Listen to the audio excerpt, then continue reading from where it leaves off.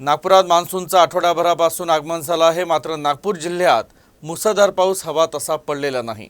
कारण मुसळधार पावसासाठी अनुकूल परिस्थिती निर्माण झालेली नाही असं हवामान खात्याने स्पष्ट केलं आहे। साधारणतः 15 जुलैपर्यंत मुसळधार पावसासाठी आवश्यक स्थिती होण्याची शक्यता आहे। मात्र तोपर्यंत नागपूरकरांना दमदार पावसाची प्रतीक्षाच करावी लागणार आहे।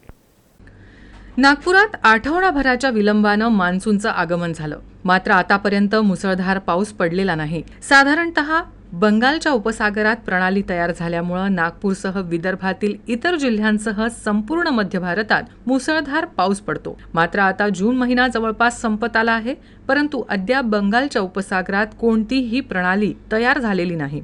त्यामुळे आता मुसळधार पाऊस कधी पडणार हा प्रश्न आहे। या प्रश्नाला उत्तर देताना नागपूर प्रादेशिक हवामान केंद्राचे शास्त्रज्ञ डॉक्टर प्रवीण कुमार म्हणाले की बंगालच्या उपसागरात परिसंचरण प्रणाली तयार होताच नागपूरसह मध्य भारतात 24 तासात 64 मिलीमीटर पेक्षा जास्त पाऊस पडेल। परंतु सद्यस्थिती पाहता 12 ते 15 जुलै दरम्यान प्रणाली तयार होऊन दमदार पाऊस होण्याची शक्यता आहे, परंतु तोपर्यंत लोकांना प्रतीक्षा करावी लागेल। तो अभी जो आज 25 और 26 के तारीख में देखेंगे कि बारिश में थोड़ी सी कमी रहेगी।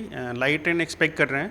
विदर्भ के जो अधिकांश जो जगह हैं, जो ज़िले हैं, उनमें लाइट रेन मिलेगी, जिसमें 10 से 15 mm के आसपास रेनफॉल मिलेगी। और वो रेनफॉल जो होगी वो इवनिंग टाइम पे या नाइट टाइम पे मिलने की संभावना है, क्योंकि एज सच अभी कोई ऐसा वेदर सिस्टम अपने रीजन के ऊपर अवेलेबल नहीं है।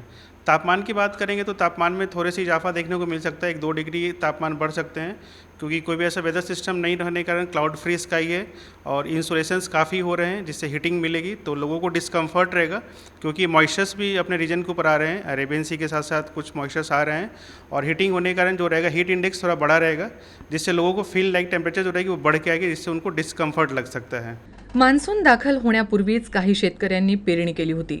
पेरणीनंतर चांगला पाऊस झाल्यास पीक बहरते, मात्र पावसाला उशीर झाल्यानं पीक उभे राहण्यापूर्वीच खराब होण्याचा धोका वाढला आहे। त्यामुळे शेतकऱ्यांसमोर दुबार पेरणीचा प्रश्नही निर्माण झालाय। पेरणीनंतर पाऊस आला आणि पावसाने 5-6 दिवस खंड दिला।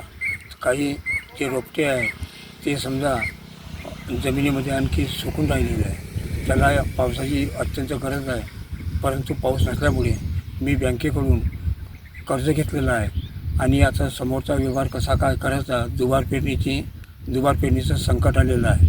माझे शेतामध्ये माझ्याकडे 5 एकर शेती असून माझ्याकडे आज 6 पाकेट कपाशीचे आणि 9 पाकेट तुरीचे लावणी केलेली आहे। तरी पावसाचा खंड पडल्यामुळे आज ते कोंब जे आहे शेतीत बियाचे तुरीचे कपाशीचे ते कोंब आता निघण्याच्या तयारीत आहे, पण ते पाऊस नसल्यामुळे ते आता सुकून जाण्याच्या तयारीत आहे, म्हणजे वाढल्यासारखं झालेलं आहे। मान्सून कमकुवत झाल्यानं तापमानात वाढ होऊन आर्द्रतेचा त्रास वाढला आहे।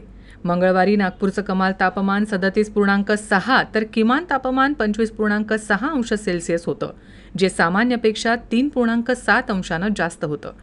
हवामान खात्यानुसार वातावरणात आर्द्रता असून त्यामुळे स्थानिक हवामान बदलामुळे रिमझिम पाऊस पडण्याची शक्यता आहे। पुढील काही दिवस रिमझिम आणि सोसाट्याच्या वाऱ्यासह हलका पाऊस पडण्याची शक्यता आहे, असाही अंदाज हवामान विभागानं व्यक्त केला आहे।